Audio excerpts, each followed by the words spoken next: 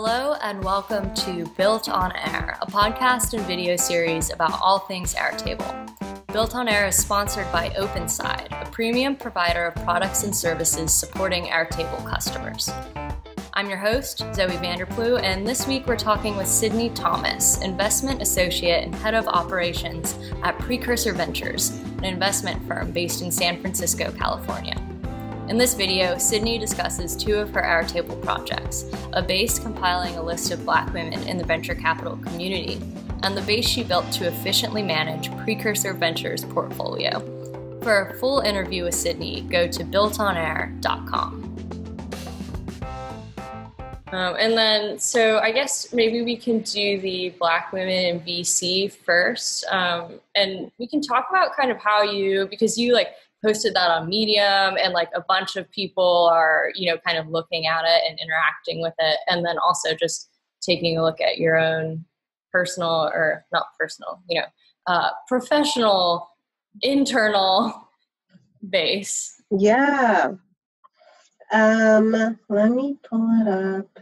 I think it's always, I'll pull up the Black Women in VC one first. So I'll share my screen.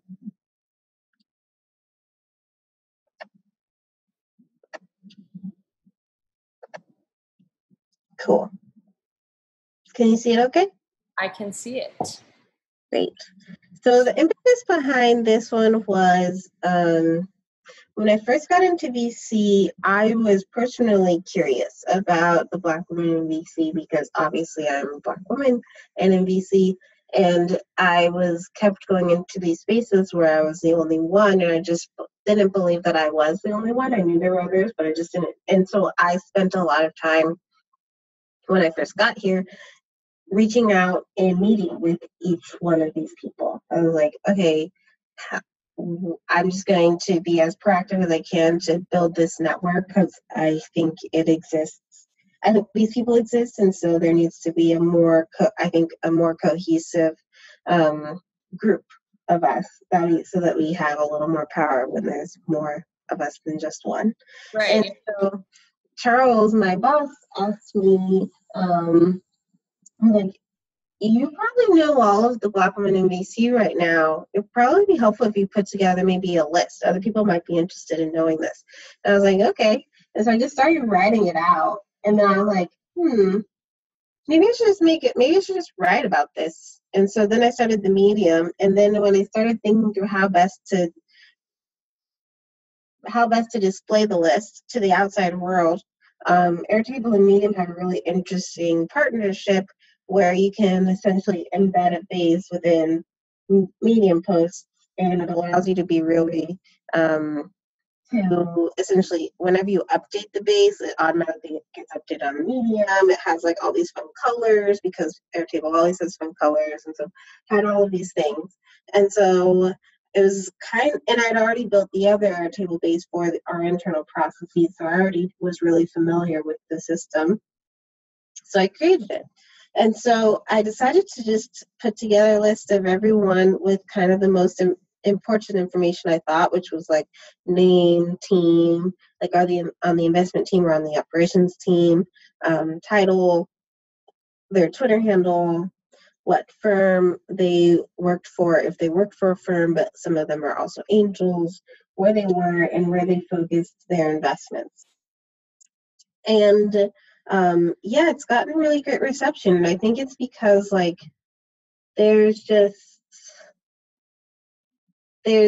there haven't been a lot of other people who have been as proactive in finding these women as I have.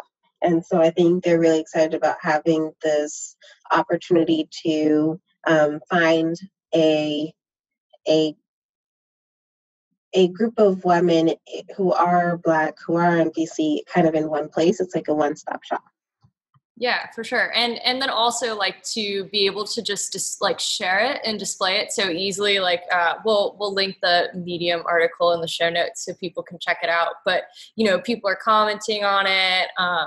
or I guess they were in 2017 when you posted this. I'm sure it's not getting that much,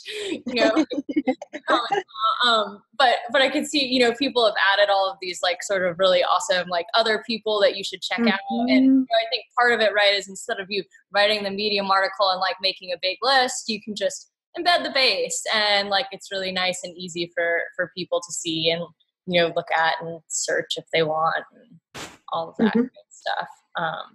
But yeah, that's really cool. I think there is definitely something to be said about being like, okay, well, I'm in this new like unfamiliar space. Like, where's my tribe? Let me like Exactly. people. And it's just really cool also that you actually like not only do I have this information, but everyone should have it here. Go on, check it out. Cool. And then I guess we'll sort of, that was a nice little like appetizer to, I guess, more complex base that you'll show us about your that you use for Precursor. And are you gonna like, I'm assuming you have like a version of it that doesn't have any like sensitive info. Okay, cool. Yeah, I'm gonna use the one that I have on Universe because that one's a little more sanitized.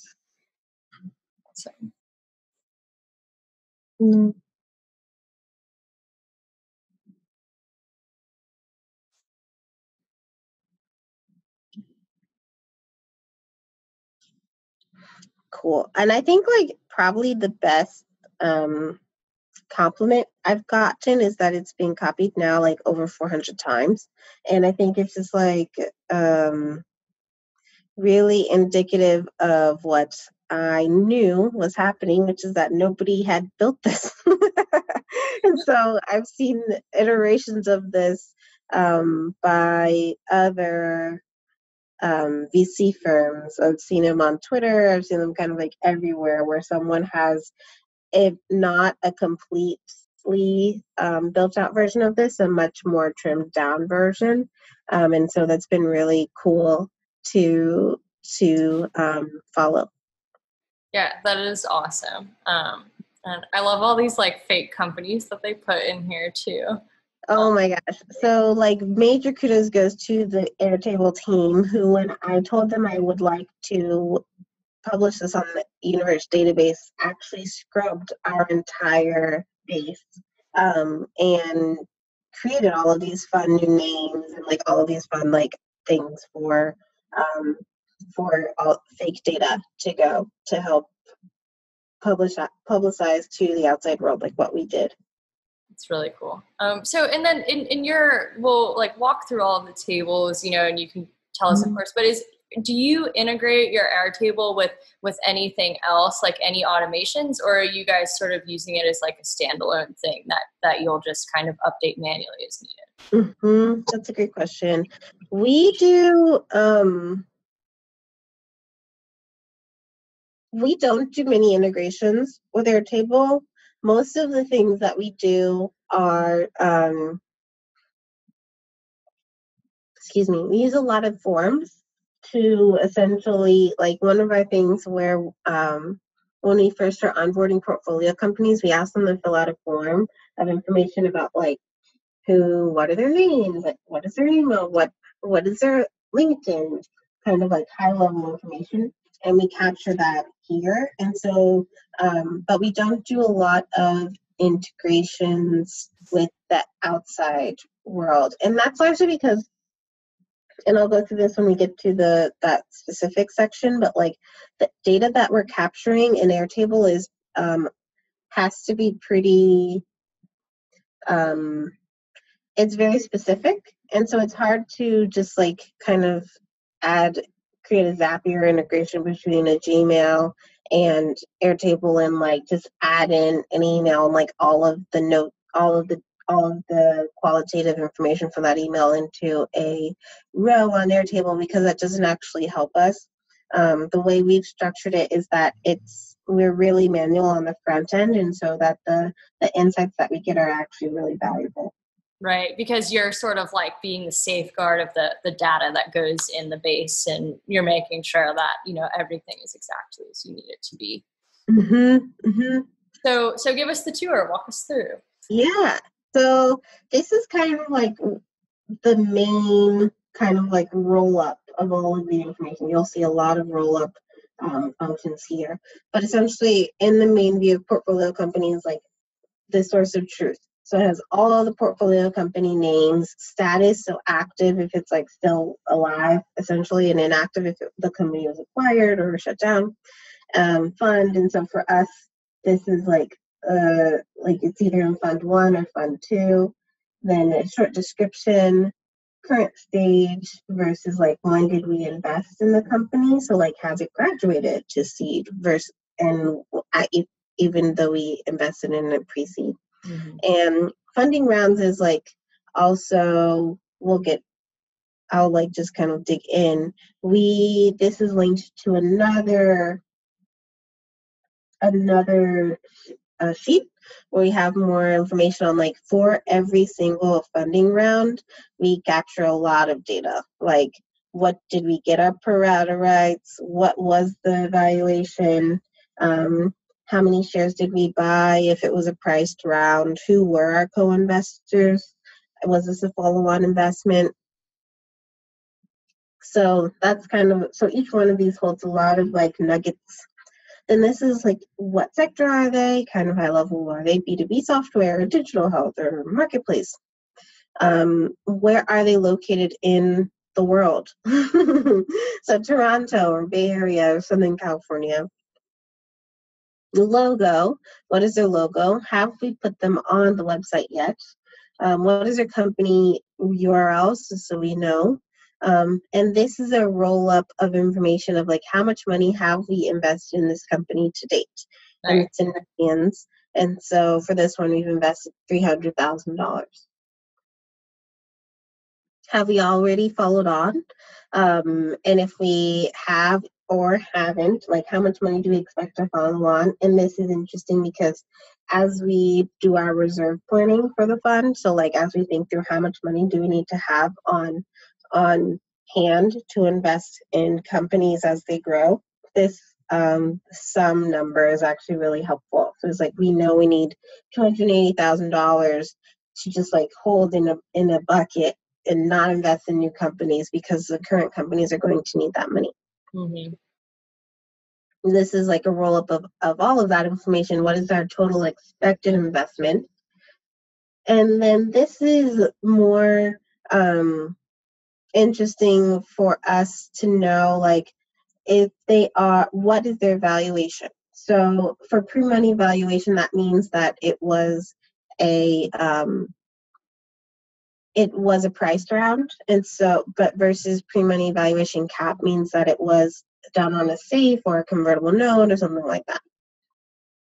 And then these next like 3 sections are kind of like all in one, in that like the total company shares owned is a roll-up of the investment details round, where we have how many shares have we bought in the company to date. Total company shares outstanding, that's like the overall number of shares that they have to get to our ownership in each one of the companies. And then who are these portfolio founders? So this rolls up from another sheet which has like, these are all of the information about this person. Like we like to track gender and race because we want to make sure that we're creating a diverse portfolio. Email, phone number, all this stuff we track. Allergies are like that too. Yeah, we try to throw a number of events, and so it's nice to not have to ask them every time, like, is anybody allergic to tree nuts? We can just say, like, we know, and so let's not do that. And we also do birthday gifts, and so we want to see, I track whether or not I sent the birthday gift this year, what their favorite thing, they tell us what their favorite things were, and this is what I also like put together, like what do I think an idea for a birthday gift for them should be. So it's fun. And then this has more information about the co-investors. What I was talking about before was portfolio updates and kind of why we can't just automatically, every time we get an email from one of these portfolio founders, like just throw it into Airtable. We comb through each one of these emails that they send us and pull out what is their monthly recurring revenue, how many customers do they have, how many employees do they have, what is their monthly burn, what is their cash on hand, have they asked for any specific help in that email, like around fundraising or sales or introductions? Are there any additional notes, and is there like some sort of attachment that they also included that we want to ensure we have? This is a roll-up of how many portfolio updates has that company sent us to date. So like, for example, Beta Tech, we'd need to follow up with because they've given us none. And this is a overall, like timing wise, like how long has it been since our last update in weeks. This is all kind of like dummy data that I don't actually look at. I only really created it in order to get to this, which is like in order to get to the formula of whether or not the update is overdue, I had to create a few additional columns to get the math behind what I was trying to get at. So it's like, for example, Zotware, we want to have an update every 6 weeks. If I haven't with this data gotten to, like, it's been less than 6 weeks since we've talked to Zotware, then it gets an exclamation point and we need to follow up with them. Versus actually Beta Tech is doing well in that we have received an update from them within the last 4 weeks. And so they get a checkbox. So I think I just read this wrong. But I usually only, in my view, all of these are closed, and so I don't even really reference them, and it's right. more Yeah, just you set it up once, you're like, it works, and then you go. And also, I feel like it's a little weird here because it's like dummy data that probably hasn't been touched since 2017. So, yeah.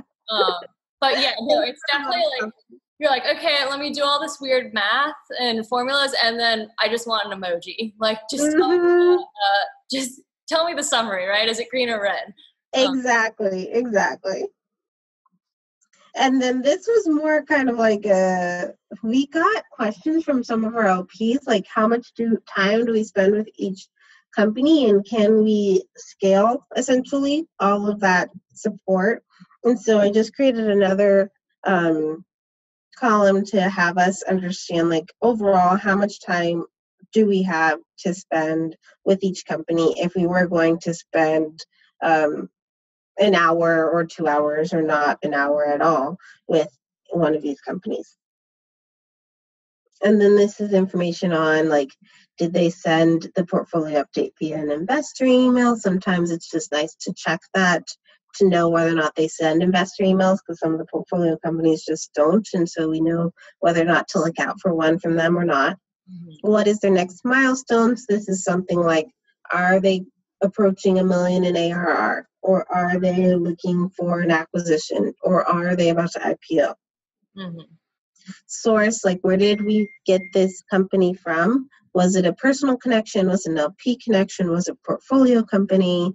What is the law firm that they use? What is the bank that they use? Are they currently fundraising? Are they on eShares? We like to track because we do our audit through eShares, and so it's nice to have, like, all of their information somewhere that is connected to our CFO and our accounting firms. Mm-hmm. This is to help us track, like, which investors have we introduced the companies to? Are we concerned about them? So are they on a watch list? And this is like another piece around, like, how much time do we think we need to spend with them on a monthly basis versus, I think the other one was more on a weekly or yep, it was a weekly basis. So this is kind of like all the things. And then the other sheets have more specific information with, like, one specific thing. Mm-hmm. Cool. Yeah, I really like how you're sort of, I mean, it's like you know, of course you take in all this, like, general information about them, but you're also like, even though, you know, you chose to go somewhere that wasn't integrated with Gmail, you're still just tracking the timelines here, right? Because really it's just like, do I need to, as I'm looking at this, go back into my inbox and do something or not, you know? Mm-hmm. Exactly. And so that's kind of like the nitty gritty with that one. I think the one that we use probably just as often is this one around like investment details, where we capture like every piece of every single investment, like what is going on with that investment. And so the reason why I love tracking it in Airtable though, is like instead of going like one by one, is it just allows us to really quickly, whenever we have a inquiry from someone, or especially from an LP, a prospective LP, a current LP, or another investor, where they're just kind of like, what is your average like pre-money valuation on safe notes or on convertible notes? On convertible notes. We can do a few quick like filters or groups and like get to that truth really easily in a way that like I every time I had to get to this information in Excel or in Google Sheets, I had to recreate the wheel, like literally every single time. And Right. the ability to just like be able to have all of the information in one place and then just hide some of it for one thing, but create some sort of like source of truth to get to another really specific question is a very unique capability that I found with Airtable. Right. Yeah. The views and the filters, I can imagine, are just like game changers for you guys. Just right. In Google Sheets, instead, you're like, okay, well, I need to filter this, but like, really, I don't even have everything like set up accurately. So filters will work, and then I have to turn them off. And then you're like, oh, I spent an hour getting this one number for this email. Exactly. So that's kind of like high level investment view. Portfolio founders, this is the information that we ask the portfolio founders to fill out themselves, and then we are able to use it to inform like whether or not we do an event in the Bay or in New York. Like how many people do we think would show up to an event if we threw it in Toronto, or like the birthday gifts, as I said before, and more of the feel good stuff that we do with the portfolio founders. The human things. Yeah, the human things, exactly. And this one is more comprehensive, and I update this every time we get an email update from the founders with the information of what's going on with the company. And so it's like, what day was the update? Was the portfolio company? What is all of the MRR bird? The things that I mentioned before. This is just a function that divides one by the other. Fundraising, help requests, notes. Those are kind of like the major hits. I'd say like investment company for me information that was specifically interesting when we were really interested in using this as kind of like a way to source LPs. Mm-hmm. And so we're understanding like which of these LPs might be interested in us, which of the LPs are connected to which companies, kind of like that CRM piece. And this was more around like individual investors. Sometimes this was angels. Sometimes this was like in specific investors within VC firms that we wanted to keep a really tight connection to, where it was just kind of like, what are they interested in right now? Would we want to work with them?